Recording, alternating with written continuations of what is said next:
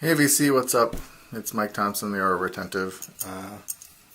Couple updates for you today. First, I'd like to give a shout out to my mom, Eileen. Just went out to breakfast with her this morning, and I owe her a lot of gratitude and respect for instilling the love of music in me. And when she and I were living on our own in Ann Arbor, and she bought a stereo, which was kind of a turning point for me, because that's when I started buying albums of my own. I mean, I had bought a couple before that to play on the console stereo, but there are TV show themes, and I bought a Tom Jones album for whatever reason. But yeah, she bought a big stereo rig from JCPenney, I think it was. And I spent a lot of time on the floor in front of the components, listening to the radio. And then I remember she took me out to the record store, and I bought my first batch of records. Those records I had kept for a long time. Actually ended up giving them to my daughter Abby many years ago when she bought her first record player. And she just returned them to me actually at Christmas. She took the ones that were my old albums and brought them back for me now that I'm into it again. And I've shown this one, of course. B-52s. I mean, this was like, what year was this? Oh, please say 1979. So this was like junior high kind of stuff. This is one of the very first albums I purchased. This one and the Cars first album. And I had Sticks. What do they call this one? Pieces of Eight, yeah. I also had the, oh my gosh, the other one that has Come Sail Away on it. And, these two. This was like my first rock album, which really isn't that heavy rock, but to me it was at the time. This was like acid rock for me at the time. So, this was amazing. The Kinks, Give the People What They Want. I bought this entire album based on the song Destroyer, and discovered that the Kinks were not my thing, really. But I still love that song, and I still have this. So thank you for that back, Abby. Journey, it's of Evolution. What can you say about a group of guys that dress like this for their cover shot? Yeah. And then, of course, Cheap Trick of Budokan. I also had Cheap Trick Dream Police, which may have been in like the first 5 or so that I bought. I'm saying I bought, but at that time, I'm sure my mom bought them. Or gave me allowance and I bought it with that, which, either way, she bought them. And she would constantly take me to, it was called Meyer's Superstore, which was basically sort of the same thing as a Super Target that they have now, where there was like department store stuff on one side and grocery on the other side. So we'd go in and split, and I would go to the record area, and she would do the groceries, swing around, and then she'd come back through and pick me up. And I would always, have like 10 records in my hand, like, oh, Mom, I found these, and she would be like, well, pick out 1 or 2 that you have to have, and we'll get those. Leave the rest for next time. And sometimes there were times where we couldn't pick any up, but I tried. I always tried, and I appreciate that, Mom. I love you, and thank you for all my early album purchases, because until I got to college, you probably bought everything I had, so love you. This weekend was also garage sale weekend here in my town, and I went out and found a few people that were selling records. Nothing, you know, that anyone would have to have unless you're totally into polka or Ray Conniff or songs of 1962 being pretty popular for some reason. One lady offered to give me the entire box of records that she had, and I refused to take it because there was nothing in there I could use. I mean, I could make, you know, record clocks or bookends out of them or whatever, but nothing was, you know, it's just all black vinyl. So I'm like, no, thank you.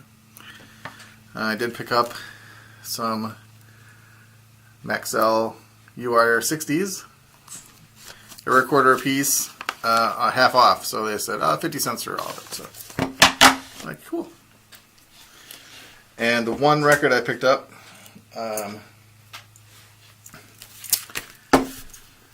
Steve Martin, Comedy Is Not Pretty. I don't normally collect spoken word albums, but I gotta give it up for Steve Martin. His albums are top notch. And this was my other copy of Steve Martin, Comedy Is Not Pretty. There's masking tape along one side and all water damaged, and it is just disgusting on the inside. Scary clown, sorry. Masking tape holding the thing together, so I picked this one up. 25 cents. It is still in the plastic wrap, and it has, well, I mean, it's, you know, open, but it's still in the plastic wrap, and it still has the hype sticker that says, I don't know if you can read that, but it says, warning, this album contains language that may offend some people. Your friend Steve. It also included the poster, and he is pretty glary right there, but I put him right up there next to Frank Zappa, so he's got a place of honor in the music room. So Steve Martin, that was 25 cents. Big spender. Prior to this weekend, I did go to stopped in at Frugal Muse, which is a bookstore / record store. Well, it's a bookstore, and they have a section of records, as well as CDs and stuff. But I make record clocks, you know, like the Van Halen clock back here, one without the pendulum. And struck up a deal with them to they let me set up a little area there, so I've got like 4 clocks there, and I stop in every once in a while to see if any have sold. Sold like 5 of them, different sizes. I got 45s and whatnot. So when I go there and I sold 1 or 2, then I shop. So I picked up a batch there, and I thought I'd show those. Oops.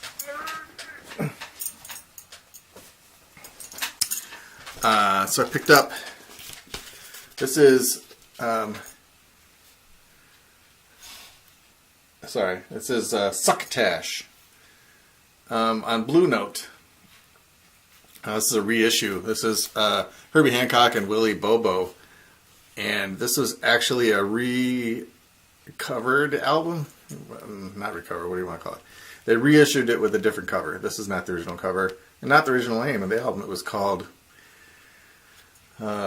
Something and Dreams. I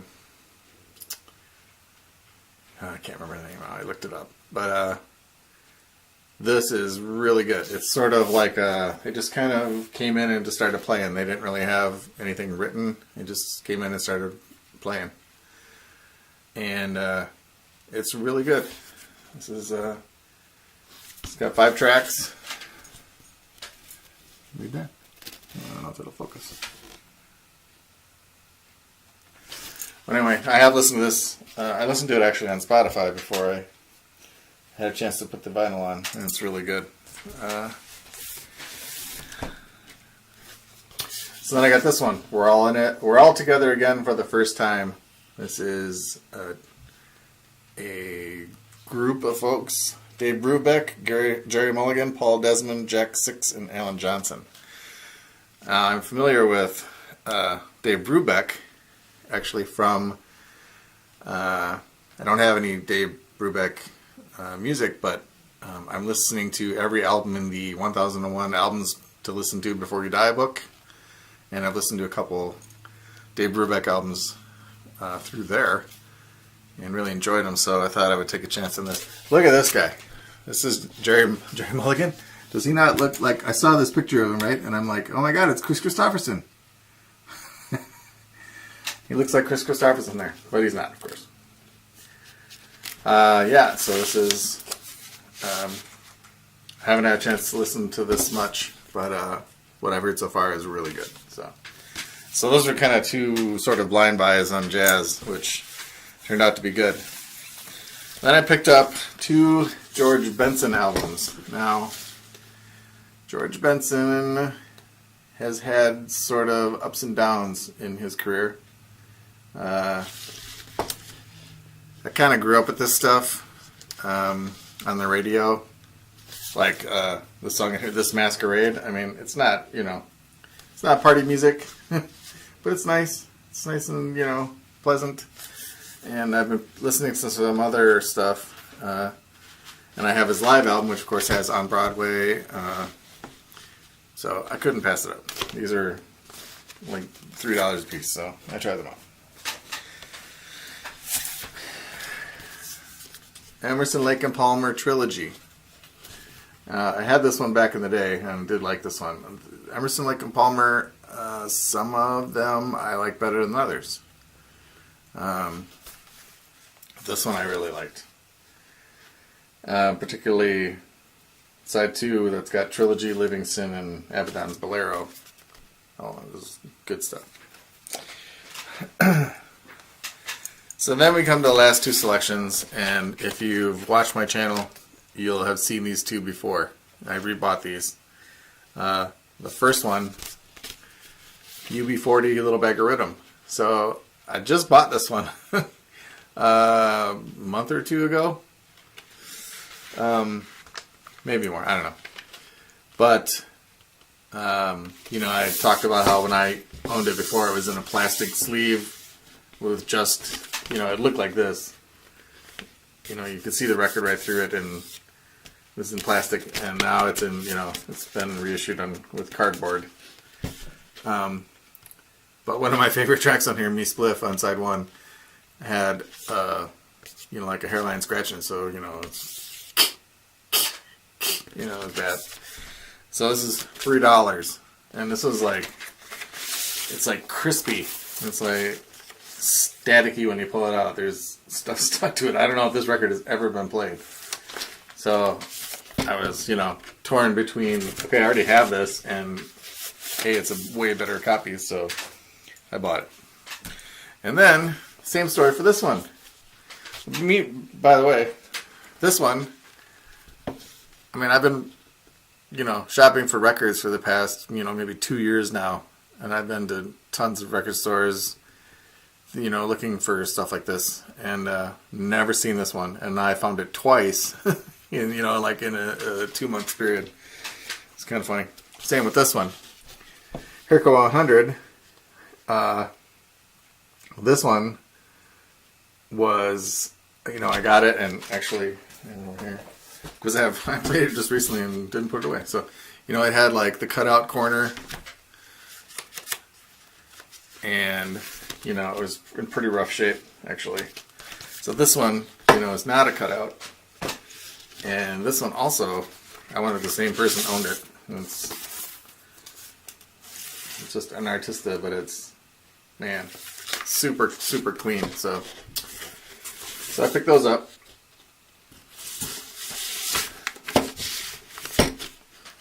Yeah, so that was my haul.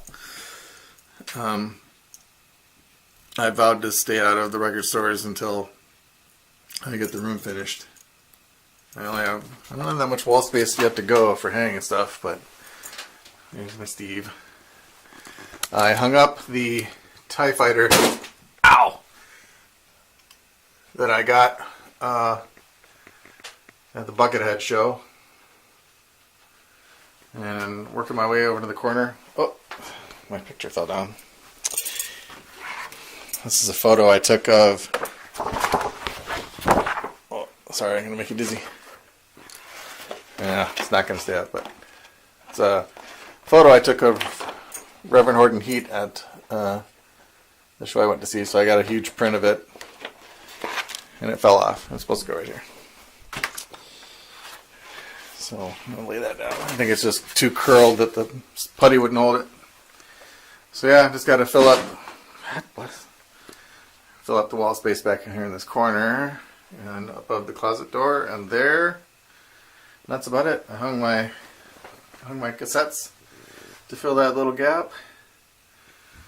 Buddy Guy bootleg of him playing at now I'm gonna forget the name of the place. I can't get into it now. That I recorded it. Oh man, it's bugging me now. Not Crystal Corner. Whatever. Sorry. I'll trail off that. So this is a tape I made of the Nathan Adler Diaries Outside David Bowie tape. Some Howlin' Wolf, Paul Black and the Flip Kings, and then up there are just some pretend tape covers for bands. And I kept them around for some reason forever, so yeah. So almost there. Got a little more decorating to do. And then I'll be able to come in here and listen to music and make videos without bare walls. So that's my update. Once again, happy Mother's Day, Mom. Thank you for the music throughout the years and buying me components. Oh, my CD player broke. Oh, thank you.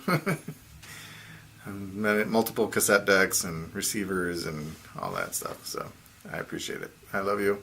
And to the rest of the vinyl community, talk to you later.